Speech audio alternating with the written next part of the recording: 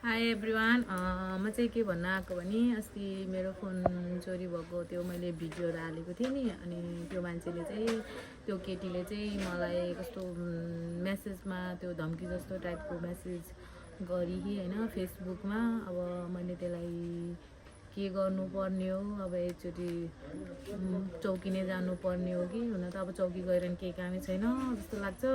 मान्छे होइन यहाँ, मान्छे जति गइहाली कता बुटोल गयो कि पोखरा गई थाहा छैन त्यो चाहिँ होइन। मान्छे चाहिँ गइसक्यो।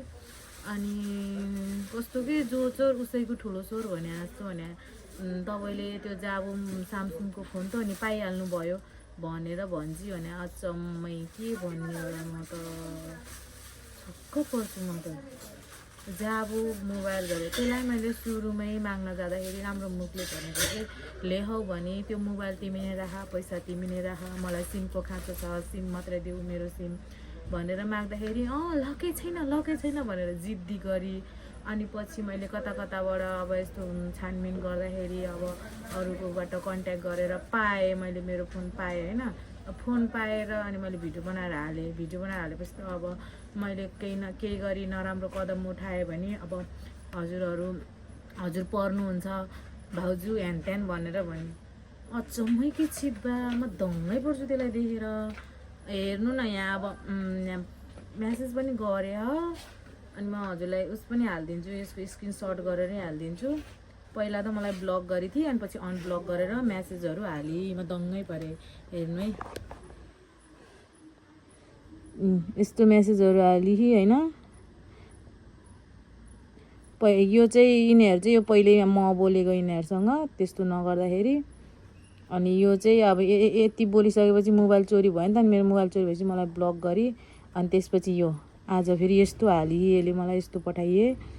म त्यही पनि हजुरहरूलाई यसको स्क्रिनसट गरेर हाल्छु। मान्छे भने कति राम्री हे, बानी बेहोरा भने अचम्मैको छ भने त्यसको हेर्नु। मान्छे त कति राम्री छ नि, यति राम्री हे मान्छे भने बेहोरा हेर्नु न, बेहोरा अचम्मै छ। के भन्ने हेर्नु त, यस्तो राम्रो छ मान्छे। त्यसलाई हेरेर मलाई हेर्नु त गाइस कति राम्री हे त्यो बानी बेहोरा हेर्नु न। जिम्दै खाल्डोमा हाल्ने खालको कस्तो होला, बेहोरै नभएको अचम्मै। अझ मलाई त्यस्तो भन्छ के गर्ने होला। हुन त उसको घर परिवारले नि उसलाई के अरे नसम्झाएर होला, नभनेर होला, पुलपुलाएर होला जस्तो लाग्छ।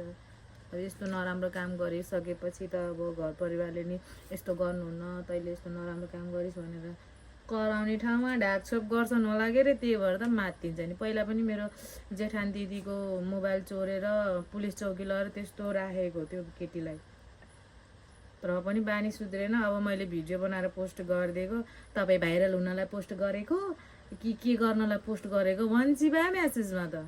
पढ्नु होला, मैले हालिदिन्छु। त्यति खासै पढ्न जान्दिनँ मैले, अलिअलि पढ्न जान्छु, जति जानेको त्यति मैले उस गरिदिएको भनेको हजुरहरूलाई। त्यसलाई के गर्दा चाहिँ राम्रो हुन्छ होला कि, म त अचम्मै लाग्छ। अनि छक्क पर्छु मान्छे देखेर गाइज।